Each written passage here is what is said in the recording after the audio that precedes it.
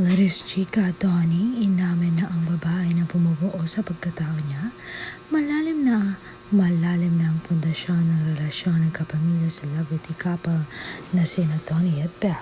Marami ang nagsasabi na ang kulang na lang talaga sa buhay ng magjowa ay kasal dahil 5 taon na rin naman ang itinagal ng kanilang pagsasama.